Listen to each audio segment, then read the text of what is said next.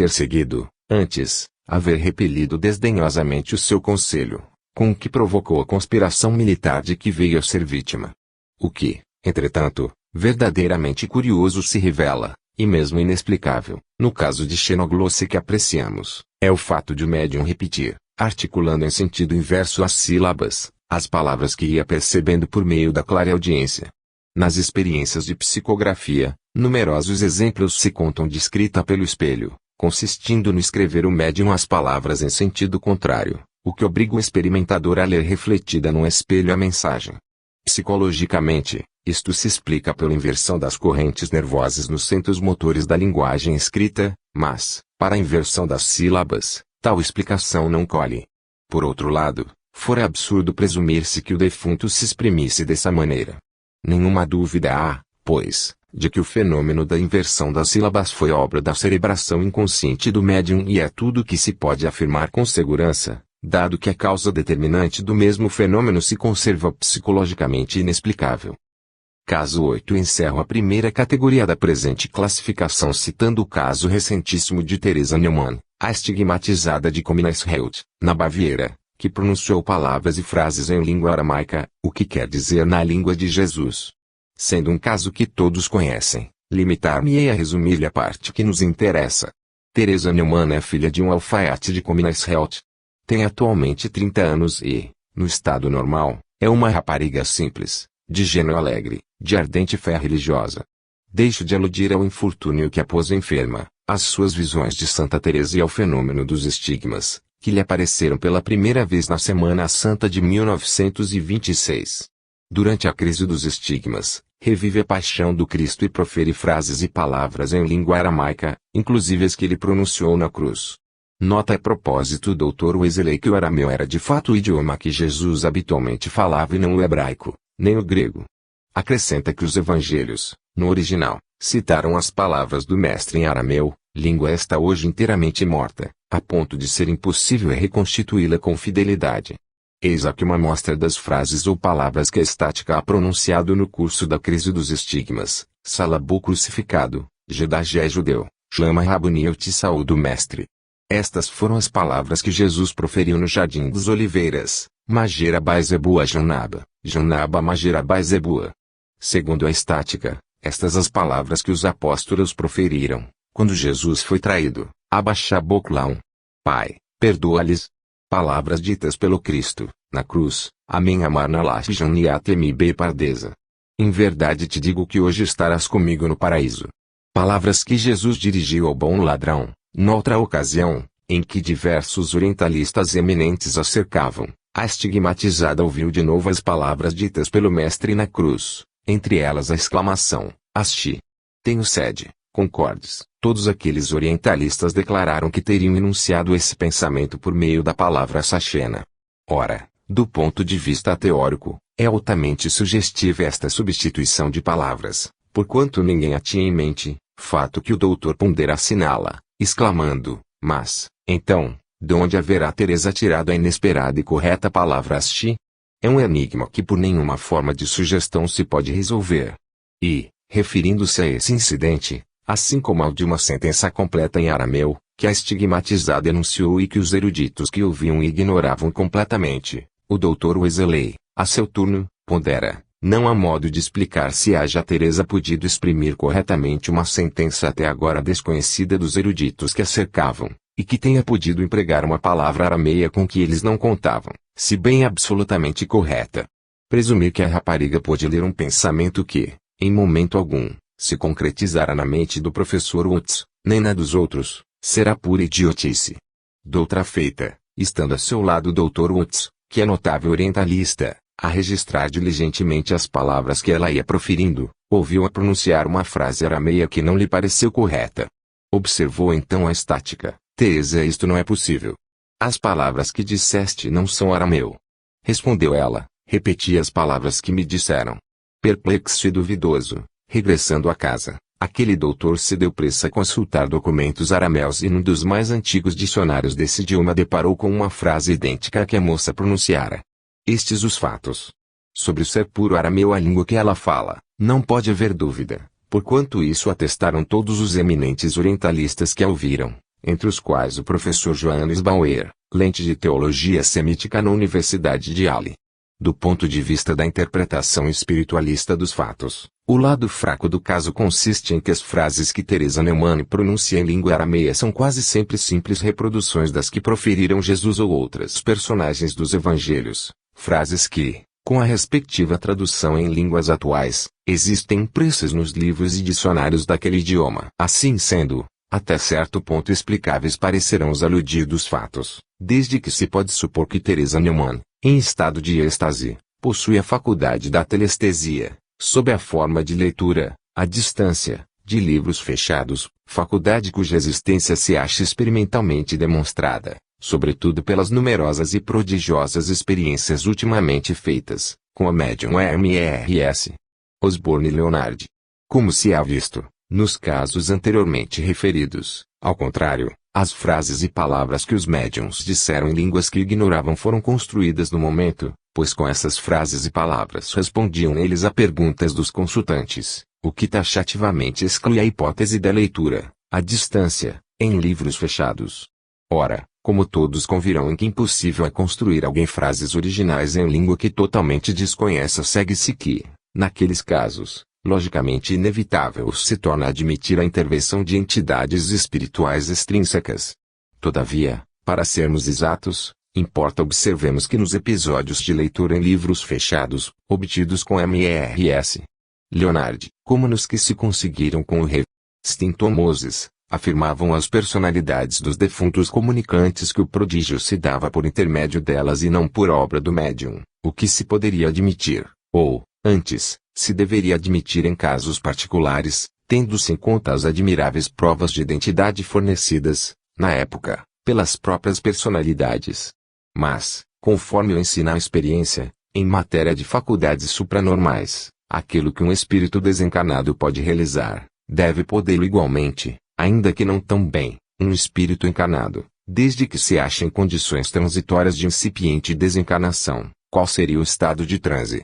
Uma vez que, então, as faculdades supranormais subconscientes podem considerar-se os sentidos espirituais em estado latente, à espera de emergirem para exercitar-se em ambiente apropriado, depois da crise da morte, essa possibilidade neutraliza a interpretação espiritualista da linguagem arameia que Teresa Neumann falava, salvo sempre a circunstância da existência de boas provas colaterais a favor de tal interpretação.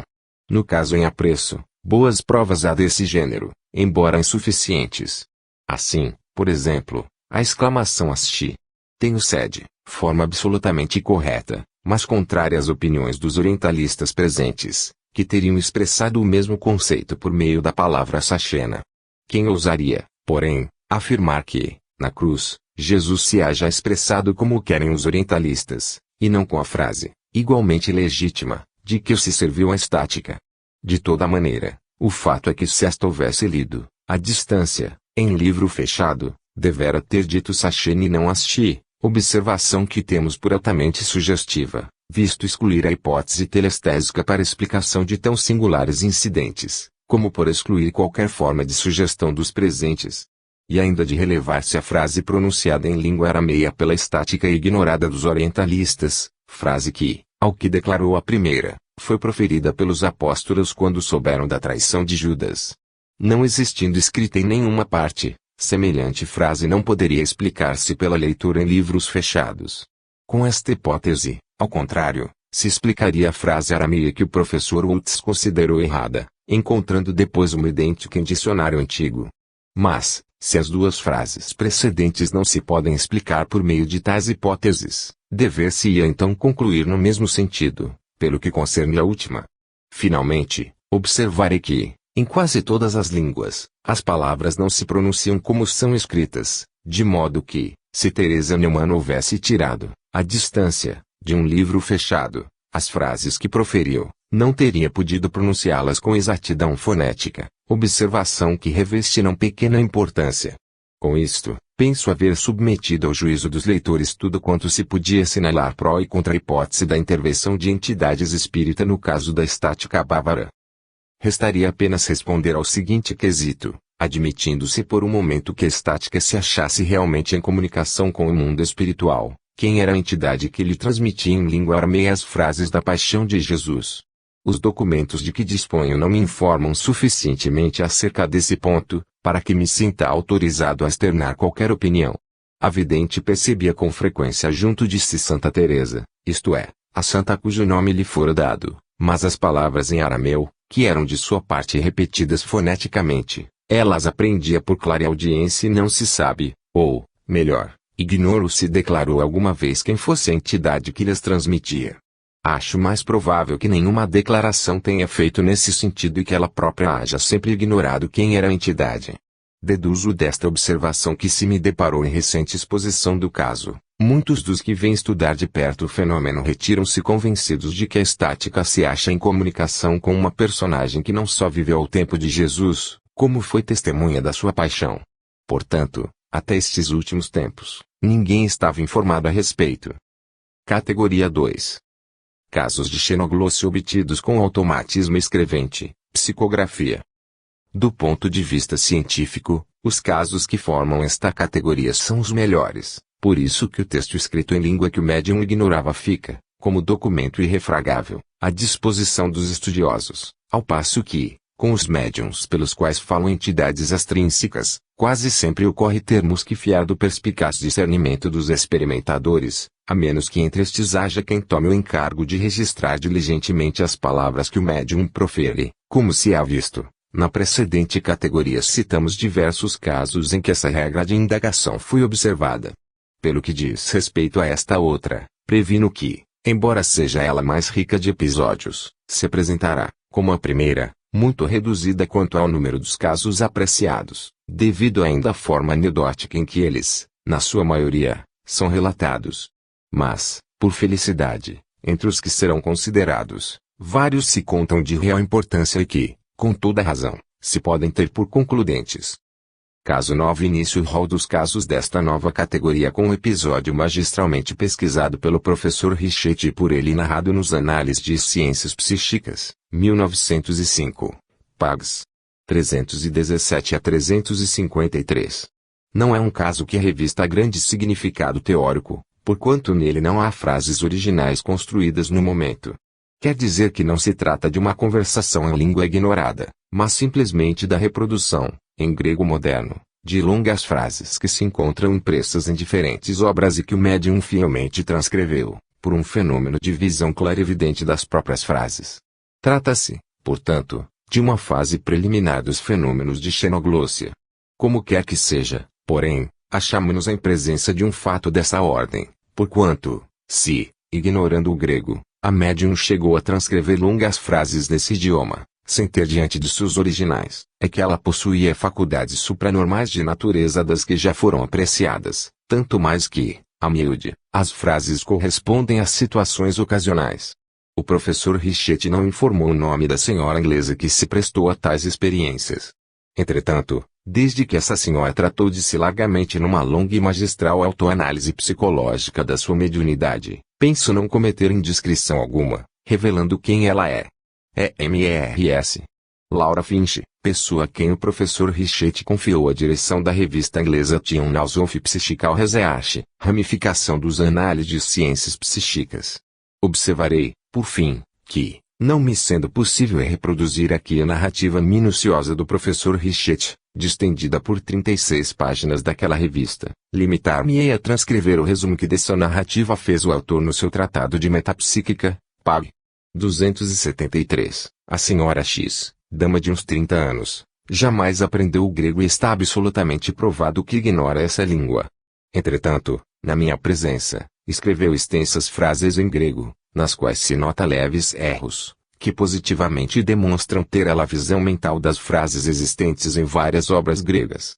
Depois de laboriosas pesquisas, ajudado mais pela fortuna do que pela minha perspicácia, e graças aos amigos Courtier e Dr. Flavianus, de Atenas, cheguei a descobrir o livro principal de onde a senhora X tirara as longas frases em grego, que transcreveu na minha presença. Trata-se de um livro impossível de encontrar-se em Paris, mas que existe na Biblioteca Nacional, e é o Dicionário Greco-Francês e Franco-Grego de Bizantios e Coromelas. Como seja um dicionário de grego moderno, nunca esteve em uso nos liceus. Pois bem, A senhora X escreveu, na minha presença, uma vintena de linhas em grego moderno, com poucos e leves erros, 8% e, na sua maioria, de acentuação, erros de um gênero que não poderia evitar quem escrevesse um ditado em língua grega, sem a compreender. Seguem-se exemplos, em e caracteres gregos, para a especificação dos erros, depois do que continua assim o professor Richetti. Como se vê, todos esses erros provam claramente que se trata de transcrição imperfeita de um modelo visual e provam igualmente que a senhora X não conhece de fato o grego, pois que tais erros são os que cometeria, em transcrição descurada, uma pessoa que desconhecesse a língua e o alfabeto gregos. Estou absolutamente certo, o grifo é do professor Richetti, que a senhora X nenhum modelo teve diante dos olhos, quando transcreveu aqueles períodos. Ela olhava o vácuo e escrevia como se copiasse imperfeitamente o texto de uma língua desconhecida, da qual apenas percebia as letras, sem lhes saber o valor. É de notar-se que, se bem, com efeito, não compreendesse o significado das frases transcritas, estas se adaptavam perfeitamente bem às situações do momento. Uma tarde, ao pôr do sol, escreveu em grego uma frase que se lê no dicionário de Bizantius: quando o sol nasce ou se põe, longe se projetam as sombras. A frase foi transcrita sem acentuação e com um leve erro de cópia. Só duas hipóteses podem explicar os fatos: ou inclinação à fraude, servida por inaudita e prodigiosa memória visual, ou uma extraordinária criptestesia. Deve-se começar sempre por admitir a possibilidade de uma fraude. Admitamo-la, pois, admitindo as seguintes inverossimilhanças psicológicas que ela pressupõe: 1 graus. Que a senhora X tenha comprado em segredo o dicionário de Bizantius, a Apologia de Sócrates, o Fedro de Platão, o Evangelho de São João, isto é, os 4 livros de onde extraiu as frases que escreveu na minha presença. 2 graus. Que se exercitara demoradamente no manuseio dessas obras, com o fim de guardar as imagens visuais de frases inteiras, escritas com caracteres cujo significado não compreendia. Presunções tais são admissíveis, quando haja a possibilidade de uma secreta maquinação, longa e metodicamente arquitetada. Tudo neste mundo é possível. Todavia, não deixará de ser portentoso o fato de a senhora X, que totalmente ignorava o grego e nada compreendia daquelas frases, ter delas conservado uma imagem visual tão nítida, que lhe permitiu chegar a reproduzi-las de memória numa vintena de linhas, 622 letras, com 6% de erros. Este o resumo, talvez demasiado breve, que o professor Richetti fez do caso em apreço, no seu tratado de metapsíquica. Cumpre, pois, o completemos, realçando mais o fato interessante de corresponderem quase sempre às frases gregas, conquanto tiradas todas de livros existentes, às situações do momento. Assim, quando o professor Richetti pede explicação sobre a comunicação dada, obtém esta resposta em grego: a cópia está conforme ao original. A uma outra pergunta, é-lhe respondido com absoluta coerência: tenho as minhas instruções, das quais não me posso afastar. Como falassem da guerra sino-japonesa, então em pleno desenvolvimento, é ditado isto: esta guerra interessa a Europa toda. Todas essas frases, repito, foram tiradas de livros gregos, porém, longe de reproduzidas ao acaso, eram escolhidas de acordo com o que se queria exprimir. O professor Richetti o reconhece, quando observa, malgrado a aparente incoerência das frases transcritas, nelas se descobre a trama cerrada de uma espécie de pensamento dirigente, tendendo a realizar, por 2 caminhos diversos, o próprio objetivo. Análise, 1905, pág.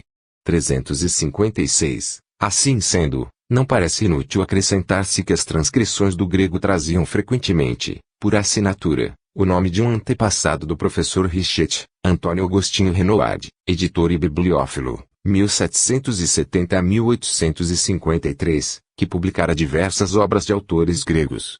Fora pai de Carlos Renoard que, a seu turno, foi o avô materno do professor Richetti.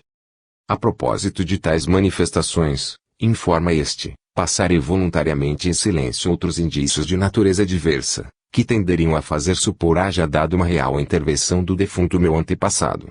Guardo sobre eles silêncio, por não vir ao caso misturar com este estudo, concernente à mediunidade poliglota, outros gêneros de comunicação que, por sua vez, para serem analisados convenientemente, demandariam longas e laboriosas discussões. Análise, 1905, pág. 347. não há quem não veja o que tem de teoricamente sugestivo todos esses pormenores complementares, abrindo ensejo a um confronto interessante, que a seu tempo faremos. Por ora, o que mais importa é aditar à exposição do professor Richetti um lance de autoanálise de MRS. Laura Finch, no qual ela descreve as próprias impressões quando lhe sucedia escrever em grego moderno. Considerada de vários pontos de vista, reveste de alto valor psicológico essa autoanálise, que saiu publicada na Lide, 1907, 25 de maio, 8 e 15 de junho. A autora descreve nestes termos suas impressões, durante as fases de xenoglossia, a longos intervalos, também surge em mim a faculdade de escrever em línguas que totalmente ignoro, faculdade que, se ainda não é a própria e verdadeira clarividência, tampouco é um fenômeno físico. Mensagens dessa natureza obtive-as por meio das pancadas, sem contato das mãos com a mesa. A tais fenômenos deu o professor Richetti o nome de xenoglossia e publicou grande parte do que obtive dessa maneira. Houve um intervalo de 2 anos, durante o qual nada produzi em matéria de xenoglossia, e, do outra vez, o intervalo foi de 7 meses, passados os quais me vi presa de 2 impulsos dessa natureza, separados um do outro por uma trégua de poucos dias. Durante eles escrevi cerca de 1 milhar de caracteres gregos, língua que absolutamente ignoro. Cada uma dessas fases produzidas era acompanhada de uma sensação de calor e de esforço cerebral, sendo que antes delas andava por vários dias sujeita a uma forma, fraca, mas persistente, de clareaudiência e clarividência, mediante a qual me era dado ouvir constantemente um rapidíssimo sussurro em línguas que eu desconhecia e ter visões de caracteres e hieróglifos, as quais me passavam diante do olhar com uma rapidez tal, que me não permitiria copiá-los. Finalmente, essas visões como que se cristalizaram e o fenômeno tomou estabilidade bastante, para me tornar possível reproduzir os caracteres que, dir-se-á, alguém me colocava diante dos olhos. Bem entendido, a coisa era diferente, quando o fenômeno de xenoglossia se tornava extrínseco, por meio das pancadas, ou quando se dava achando-me em estado de transe. Faço notar que, enquanto as condições de clarividência parecem estar à minha disposição, sendo-me facultado exercitá-las em estado relativamente normal, que me permite o estudo de mim mesmo e das minhas faculdades, outro tanto já não sucede no tocante à produção da xenoglossia e das pancadas. Estes fenômenos se afirmam de todo independentes da minha vontade. Pelo que lhes respeita, sou obrigado a atender a uma nova marulhada por assim dizer da maré supranormal. Lide, 1907, pag. 283. Isto disse a senhora Finch.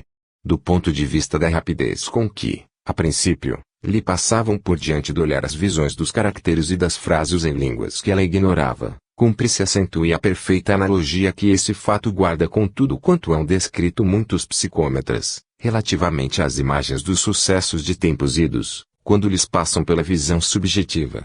Assim, por exemplo, diz em sua autoanálise MRS. Elizabeth Denton, mulher do professor Denton, que, com Buchanan, descobriu as pesquisas psicométricas, geralmente, as imagens me passavam diante do olhar como um panorama que se movesse com fulminante velocidade. Em tais circunstâncias, nem mesmo os contornos dos objetos podia firmar, se bem fossem eles característicos. Era-me possível fazer observações parciais, mas o objeto fugia à minha atenção, muito antes que eu houvesse conseguido observá-lo. Daí resultou que por muito tempo considerei fragmentárias essas visões. Um dia, porém, aprendi que, com potente esforço da minha vontade, aquelas cenas fugacíssimas se deteriam. Reconheci então que não eram fragmentárias, que, naquele cenário, toda particularidade era precisa, perfeita e tão real, aparentemente, quanto os pormenores de uma paisagem terrena. W. Denton, Natures Secrets, pag. 4 do prefácio. Tais analogias entre as visualizações psicométricas, simples variedade da clarividência no passado, e as visualizações dos caracteres gregos, por parte de MRS.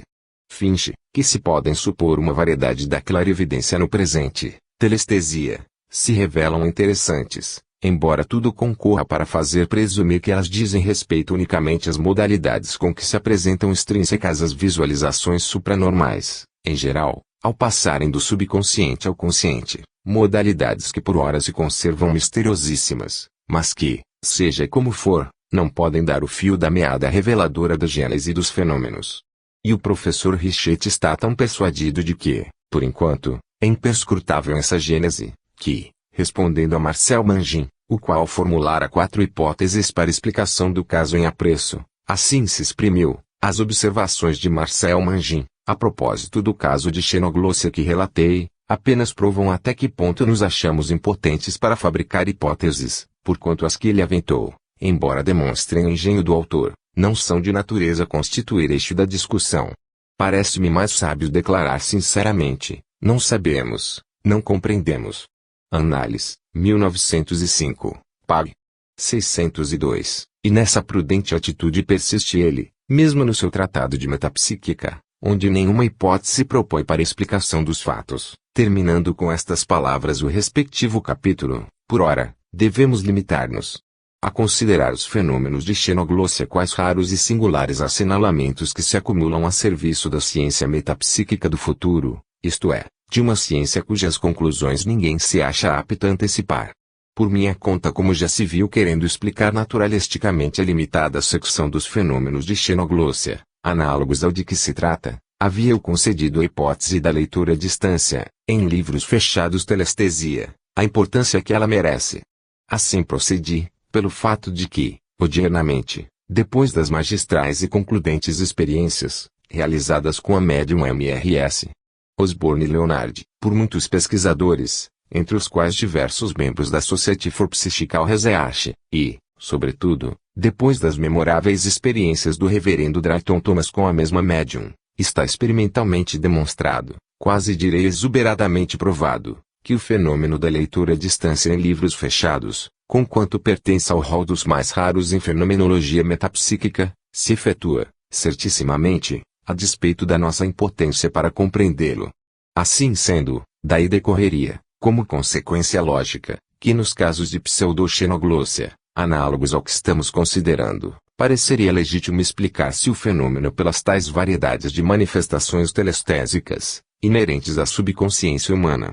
Feita essa declaração a favor da interpretação naturalística dos fatos, posso eximir-me de acentuar que, nos fenômenos de leitura à distância em livros fechados, de maneira quase constante se repete a circunstância, precedentemente posta em relevo, de manifestar-se-o na personalidade de defunto, dizendo-se autor dos mesmos fenômenos. No caso do Drayton Thomas eram o pai e a irmã a afirmar que recorriam a fenômenos dessa natureza com o fim de provarem a sua presença real ali. Ponderarei, ainda, que nos relatos de Drayton Thomas se encontra o mesmo fenômeno que o professor Richet colocou em evidência, o corresponderem exatamente os trechos ou frases tiradas pela personalidade mediúnica, de livros existentes augures a uma pergunta do experimentador. Isto complica enormemente a tarefa de indagar a gênese dos fatos em apreço, uma vez que não se chega a compreender como seja possível escolher-se, em biblioteca distante, num determinado livro, a página, e neste parágrafo que encerra uma frase adaptável a uma interrogação do experimentador. Com a mediunidade do Stinton Moses acontecia alguma coisa de mais portentosa ainda e o Dr. Maurício Davis, que foi seu íntimo, refere, a esse respeito, o seguinte: Stanton Moses me disse que, quando estudava as obras dos antigos pais da Igreja, frequentemente intervinha Imperator, a lhe transmitir trechos, ou mesmo páginas inteiras dos textos de que ele necessitava. Moses nunca deixava de ir ao British Museum comparar os lances que lhe eram dados por via mediúnica com os textos das obras de onde aqueles haviam sido tirados, reconhecendo-os sempre literalmente exatos. Leeds, 1910, pág. 460. Assim, no caso de Moses, como nos de Drayton Thomas e de M.R.S.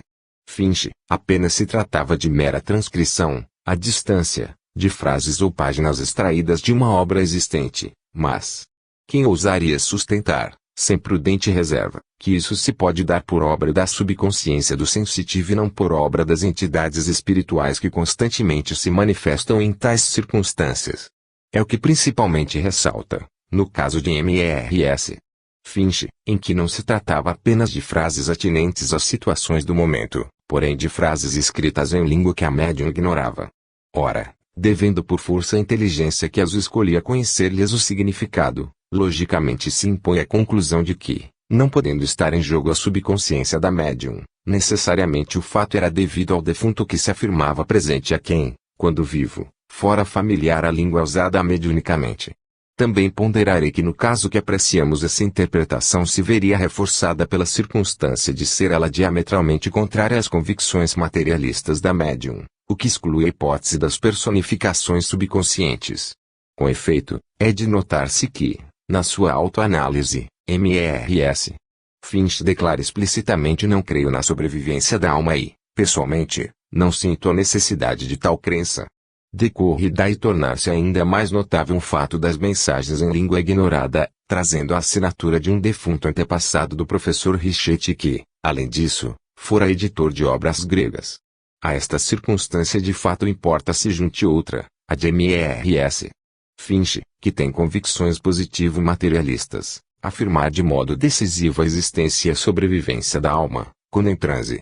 Fato é este que nos traz à mente o que escreveram os análogos magnetólogos, a propósito de afirmarem todos os seus sonâmbulos, sem exceção, assim que caiam em estado de sonambulismo, a existência de Deus e a sobrevivência da alma, não obstante nutrirem fora desse estado convicções materialistas e ateístas. Foi essa circunstância infalível em todos os casos que levou Deleuze a exclamar: não há sonâmbulos materialistas nem ateus. Corrobora curiosamente esta afirmativa tudo quanto ocorre com Mrs. Finch, mal entra em sono mediúnico. Ora, não se pode contestar que as circunstâncias invocadas tendem a conferir certa supremacia à interpretação espiritualista dos fenômenos de leitura à distância de livros fechados, desde que nossa interpretação seja posta em confronto com a explicação dos mesmos fenômenos mediante os poderes inerentes à subconsciência humana, animismo. Equivale isto a dizer que, se quisesse explicar o fenômeno que estamos examinando, de pseudo-xenoglossia, por meio da hipótese da leitura à distância em livros fechados, mais legítimo seria atribuí-lo à intervenção do defunto grecista que se manifestou, do que adotar, para sua explicação, a hipótese anímica.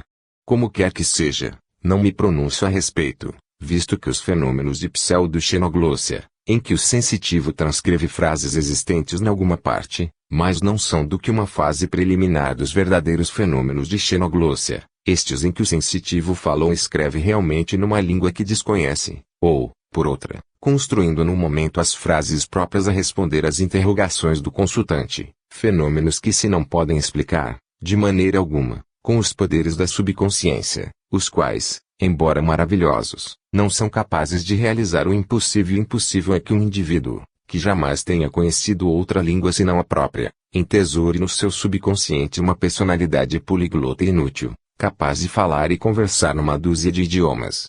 E com isso teria eu concluído, se não se me afigurasse oportuno considerar certa observação do professor Richetti, que é assim uma espécie de definição dos fenômenos de xenoglossia propriamente dita, mas definição que, ao meu parecer, não corresponde às modalidades com que os aludidos fenômenos se produzem. Observou ele, o caso de Mrs. Finch não é propriamente de xenoglossia, porquanto ela não falava e não compreendia o grego, mas escrevia, tendo por base uma visão mental, longos textos em grego, o que difere muito de falar e compreender uma língua que se ignora. Não há dúvida de que o caso de Mrs. Finch é radicalmente diverso dos de verdadeira e real xenoglossia, o que torna incontestável a observação do professor Richetti. Acompanha, porém, uma afirmação contestabilíssima, a de que o caso em apreço não é de verdadeira xenoglossia, porque a médium não falava e não compreendia o grego. Observarei sobre isto que, se houvesse de considerar casos de xenoglossia apenas aqueles em que o sensitivo fala, escreve e compreende uma língua que jamais conheceu, poderiam contar-se pelos dedos de uma mão os fenômenos de xenoglossia que, desde então, seriam unicamente os em que o sensitivo se encontra imerso em transe mediúnico, ou em sono sonambúlico.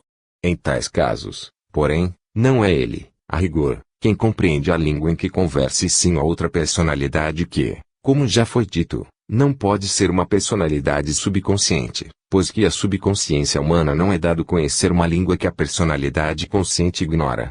Feita esta ponderação, acrescentarei que, na quase totalidade dos casos de xenoglossia, os médiuns, em estado de vigília, nada compreendem da língua em que se expressam. Quando a escrevem, não fazem mais do que copiar de um modelo percebido por meio da clarividência, conforme acontecia com a Mrs. Laura Finch, ou, então, apenas grafam automaticamente palavras ou frases cujo significado ignoram. Quando a falam, ou se acham em estado de parcial possessão mediúnica e pronunciam automaticamente palavras que não compreendem, como sucedia a Laura Edmondes, ou repetem foneticamente palavras que percebem por clareaudiência, como se dava com o médium Peters, com Turvey e com Teresa Neumann. Sendo estes os termos da questão, segue-se que a característica fundamental dos fenômenos de xenoglossia consiste precisamente no fato de os médiums falarem ou escreverem em línguas que não só ignoram, mas também absolutamente não compreendem. Tendo por fundamento o que fica exposto, parece-nos que, a pretender-se formular uma definição de xenoglossia, com o intento de distinguir dos casos de pseudo-xenoglossia, quais o que vimos examinando, os casos legítimos de tal fenômeno, dever-se-ia suprimir a palavra compreender, uma língua ignorada, por se não compadecer com os fatos. Esta, portanto, a definição que melhor quadraria as circunstâncias. Per fenômenos de xenoglossia entendem-se os casos em que o médium, não só fala ou escreve em línguas que ignora, mas fala ou escreve nessas línguas, formulando observações originais, ou conversando com os presentes, provando, desse modo, que as frases formuladas foram criadas pela circunstância ocorrente, o que exclui a possibilidade de entrarem em ação ou outras faculdades supranormais que transformem o suposto caso de xenoglossia num fenômeno de clarividência, com percepção à distância, das frases mediunicamente empregadas. Caso 10. Não me posso eximir de citar os 2 incidentes de xenoglossia ocorridos nas famosas experiências de Victor Hugo, em Jersey, ainda que toda a gente os conheça. Aliás, são curtíssimos. Esta narrativa do primeiro episódio, quarta-feira, 7 de junho de 1854 estão presentes a senhora Hugo, a senhorita Adélia Hugo, os senhores Kessler, Guerin, Telek, Carlos Hugo, Pinson, Augusto Vaqueri.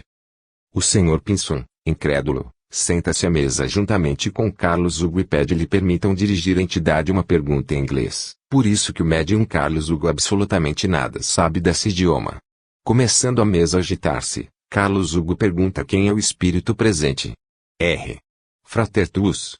Se Hugo não podes ser meu irmão, serás, antes irmão do senhor Pinson. R. Sim, André.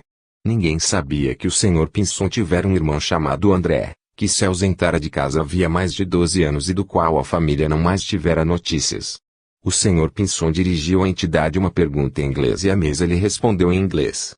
Seguiu-se outra pergunta nessa mesma língua e nela foi dada a resposta. Nesse ponto, o senhor Pinson, profundamente turbado e comovido, se levanta da mesa e pede que, por se tratar de coisas íntimas de família, não seja transcrito na ata o diálogo havido.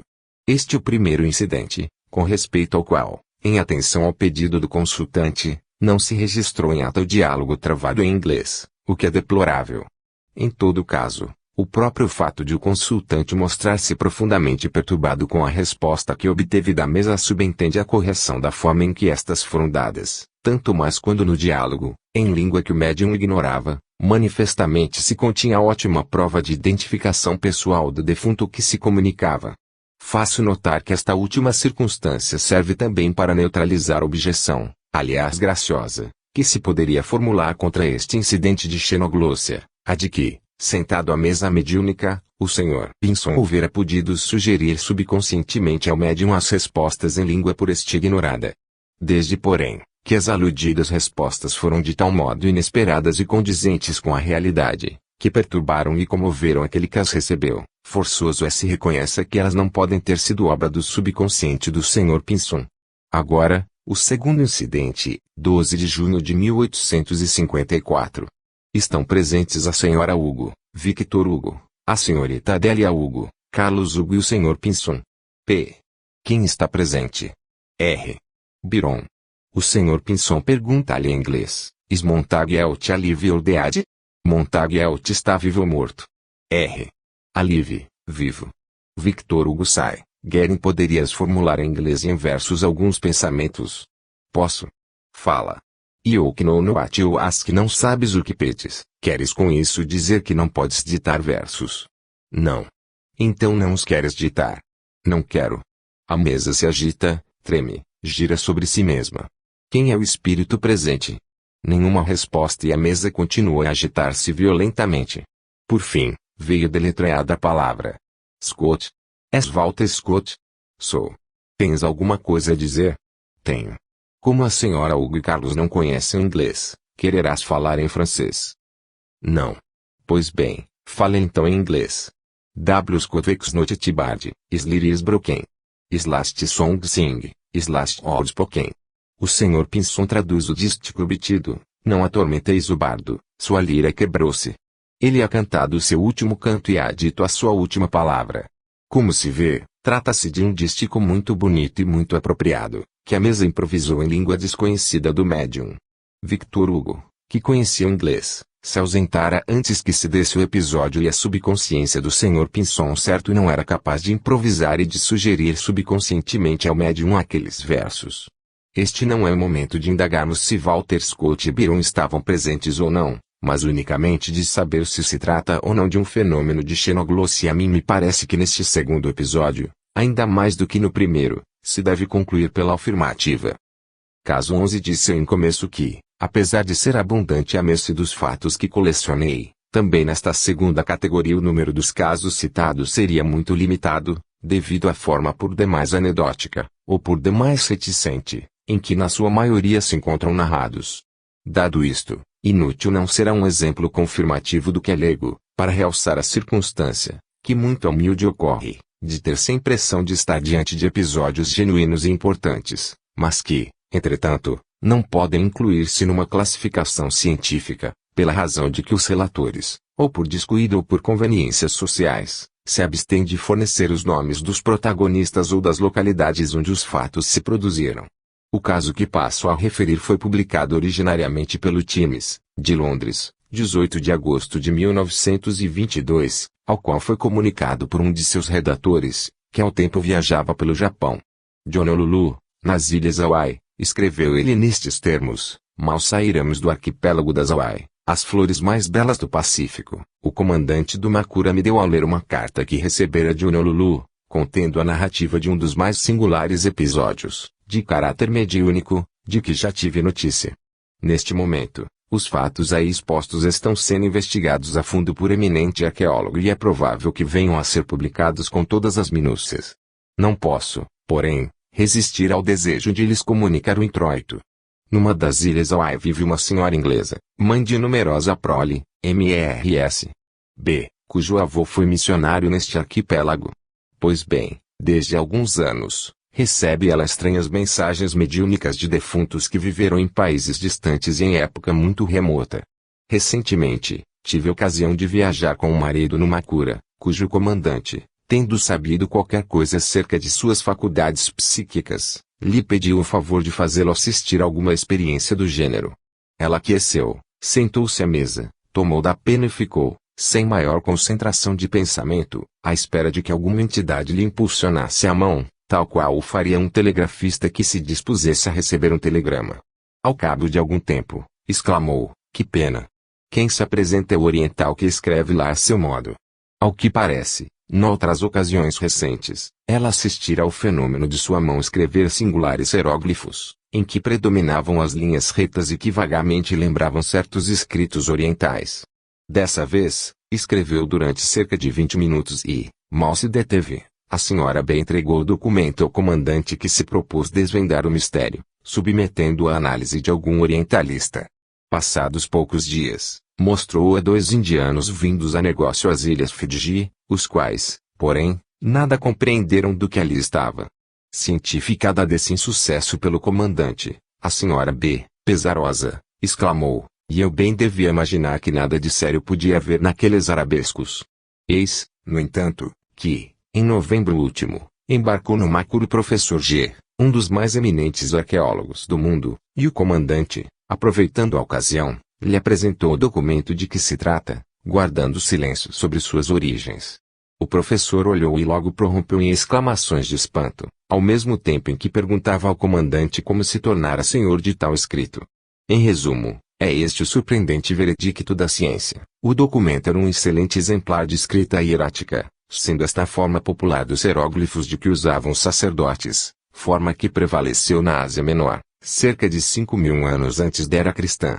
Acrescentou o professor não haver no mundo mais do que uma dezena de orientalistas capazes de interpretar aquela escrita e que nenhum deles o seria de traçá-la no brevíssimo tempo em que a traçou a senhora B. Explicou em seguida que, na mensagem em apreço, a entidade que se comunicava, acima de tudo agradecia à senhora B. lhe ter concedido sua mão para escrever.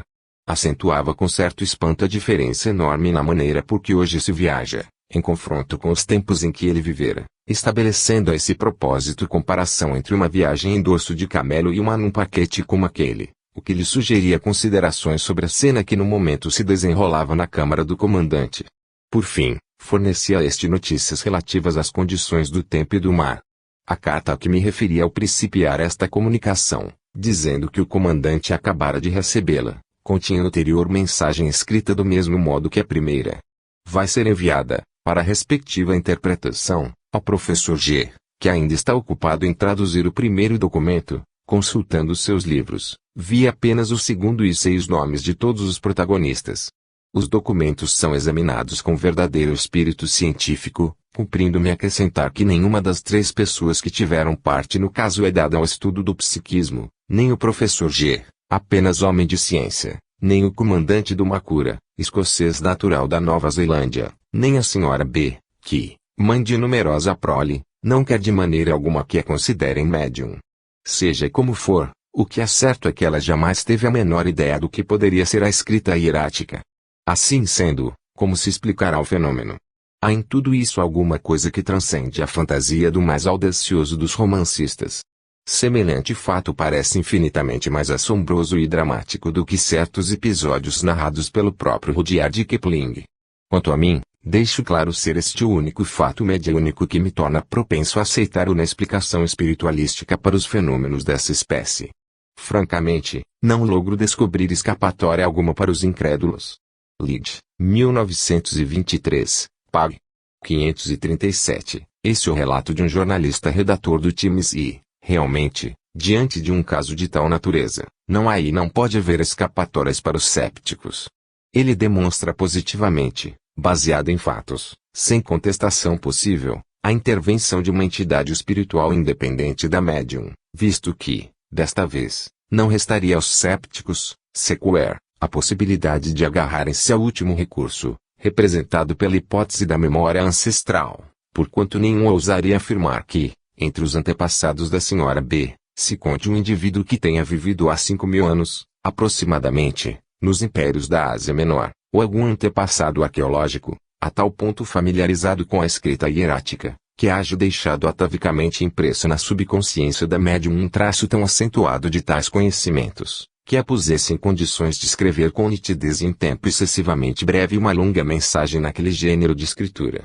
Colocada a questão nestes termos, grato-me congratular-me com o narrador pelo bom senso de que deu prova, compreendendo de pronto que, em presença de tal fenômeno, não há escapatórias para os incrédulos.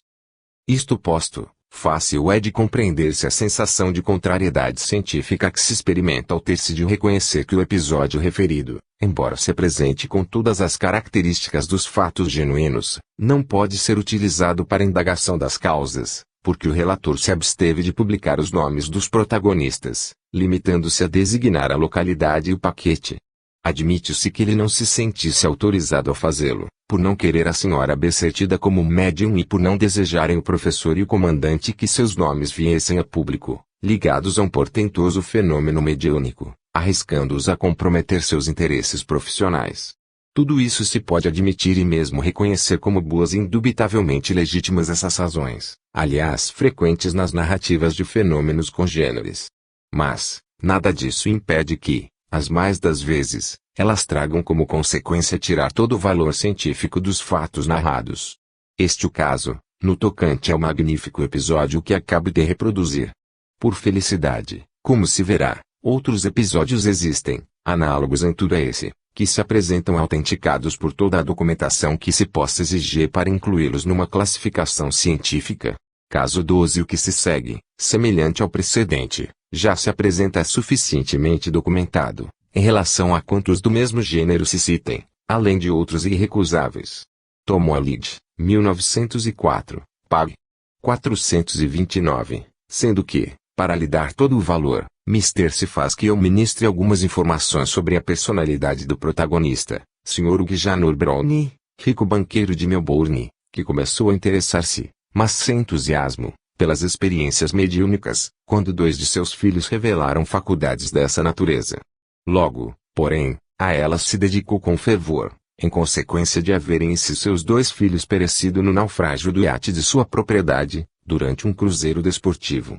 Dada esta ocorrência, o Sr. Browne consultou o célebre médium australiano George Spriggs, por intermédio do qual os 2 rapazes se manifestaram, fornecendo minuciosas particularidades sobre o cruzeiro, particularidades que nenhum vivente podia conhecer e que se verificaram exatas, acrescidas da circunstância macabra de haver um grande peixe mutilado o braço do cadáver do primogênito.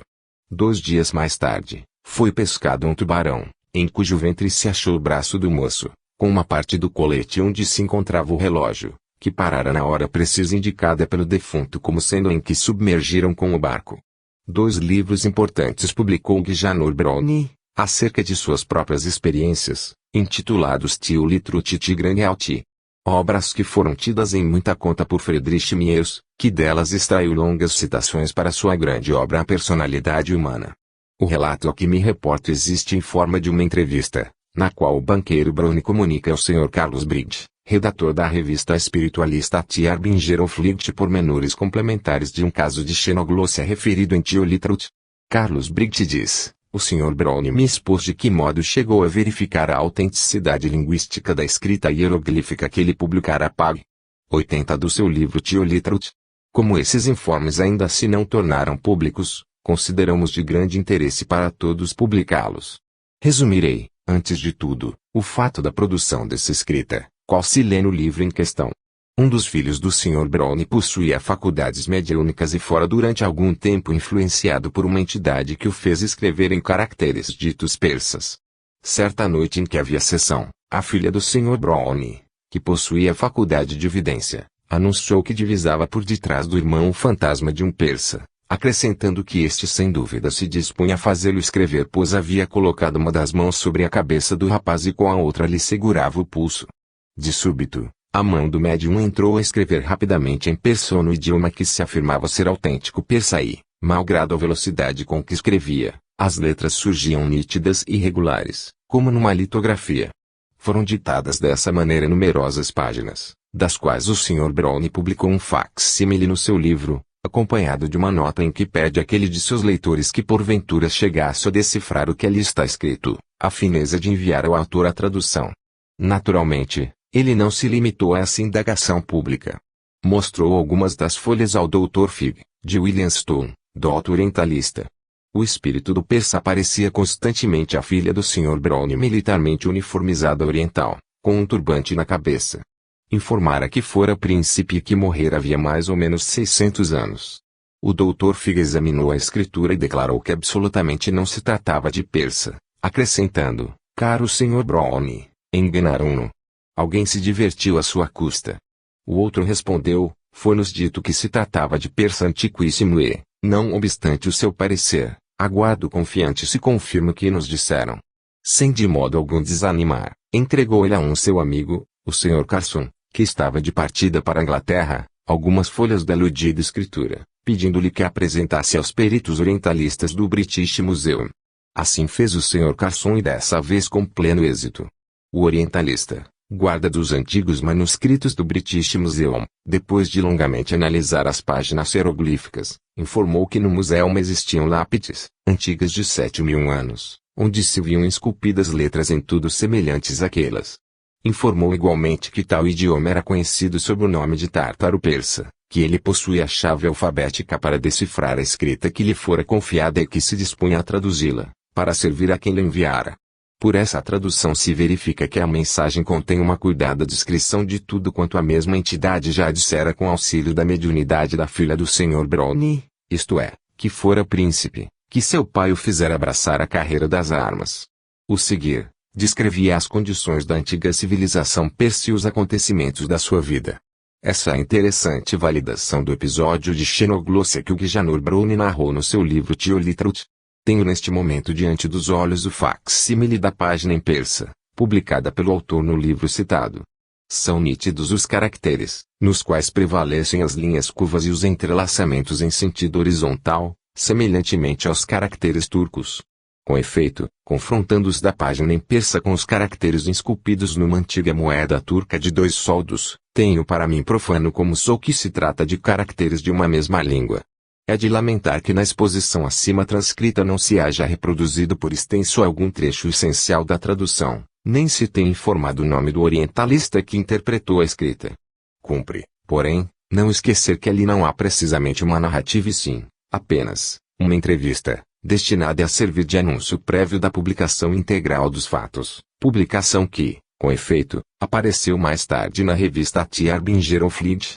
Mas a Austrália é muito distante e não cheguei a obter na Europa o documento. Do ponto de vista teórico, pouco há para discutir-se.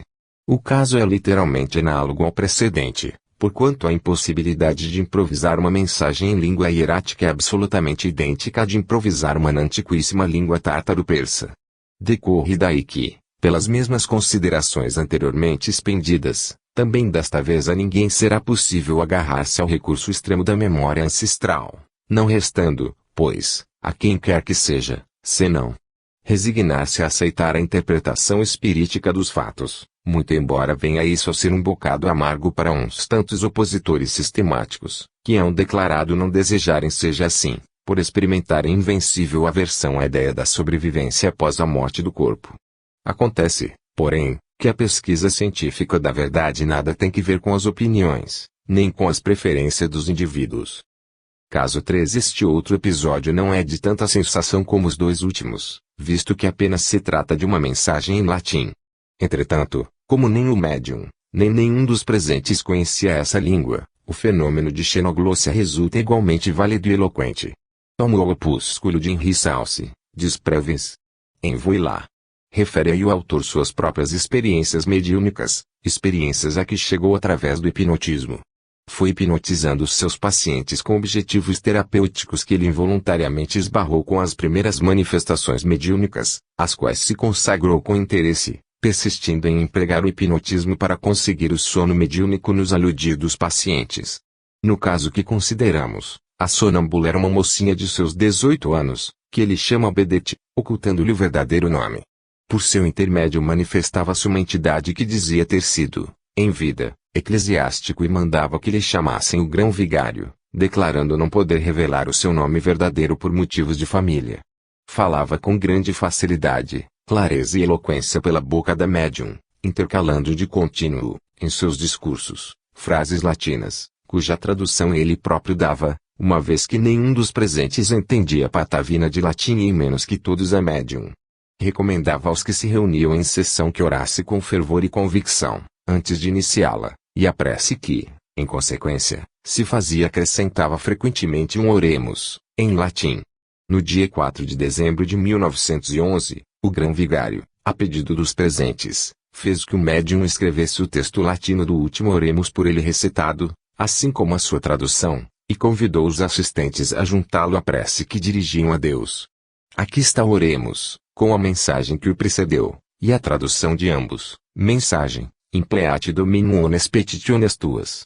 Tribuate tibi secundum cortum et concilium confirmete. Loetabimur in salutare tu et in nomine Dei nostri magnificabimur. Oremos, visita, quaes humus, domini, habitae istum et omnes insidias inimicia a longe repele. Angelitui sancti habitantia que nos impasse custodiente et benedictio tuas sit super nos semper pergestum dominum nostrum. Tradução da mensagem: que o Senhor atenda a todos os vossos pedidos. Que vos conceda tudo o que vossos corações desejam e realize as vossas aspirações. Exultaremos pelo que vos seja concedido e glorificaremos o nome do nosso Deus. Tradução do oremos: Senhor, visita, nós te pedimos, esta habitação e dela afasta todas as insídias do inimigo.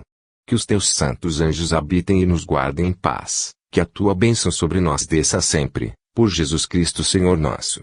A propósito, acrescenta o narrador, fora interessante saber se a Igreja Romana descobrirá, nesta oração uma influência satânica. E, como o nosso diabo se exprime quase sempre nesses termos, forçoso será convirem que o grão-vigário é realmente um bom diabo, que ainda nos reserva muitas surpresas piedosas.